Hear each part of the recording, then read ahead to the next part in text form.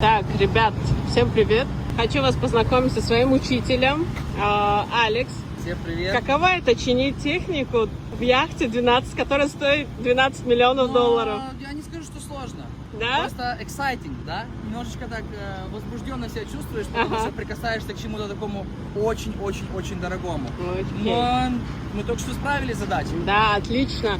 И я тоже, если честно, приехала на повышение квалификации, можно так сказать. Благодаря этому человеку и у меня, надеюсь, что тоже будут такие заказы. Так что вперед, газуем дальше. The yacht, how much it cost? I don't know, honestly. More than 10,000? Yeah, so like 12 million. Yeah. 12 million. Вау. But they were spending more than 7 $2 million. миллион долларов. Yeah, no. $2 миллион долларов. Корабль, да, считай меня. Познакомьтесь с моим учителем. Я хочу тебя познакомить со своими подписчиками, так что поэтому хотела бы узнать чуть-чуть про тебя. Когда ты попал в Америку? И Да, как начал всю свою работу? Да. Занимаюсь этим всю свою жизнь, уже больше 20 лет. Я вырос в семье техников, да. Я засыпал, папа паял, я просыпался, папа паял. Поэтому оно с канифолью все впиталось в меня, ребят. Поэтому образования нет никакого, да, но есть сумасшедший опыт, что, в принципе, намного лучше, наверное, чем образование. Да. В Америку я попал 3 года назад, когда началась война в Украине, я сам из Украины. И сразу же начал заниматься этим делом, и сразу начал обучать людей. Только я обучал это бесплатно для компаний, в которых я работал, я набирался опыта, а сейчас я работаю на себя, и вот запустил школу по обучению, поэтому you are always welcome.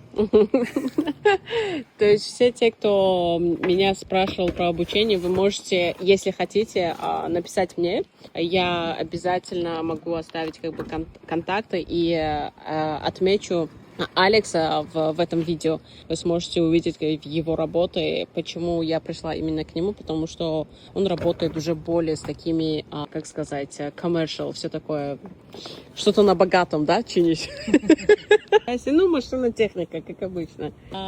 Вот, что еще? Что еще интересного? Что интересного? Да. В этом бизнесе конкуренция большая, но работы хватит всем. Не бойтесь, что вы каким-то образом не сможете найти себе занятие и не сможете заработать. Даже представить вот Майами, да, у нас здесь в среднем 8 миллионов человек, и у каждого есть как минимум 5-6 appliances. Посчитайте, сколько это потенциально работы, да? И не надо думать о том, что типа вот конкуренты, и там воспитываешь себе конкурентов. Да блин, работы хватит всем, а здоровая конкуренция всегда стимулирует предпринимателя, поэтому все в ваших руках. Так что вперед. А сейчас мы пойдем поменять компрессор.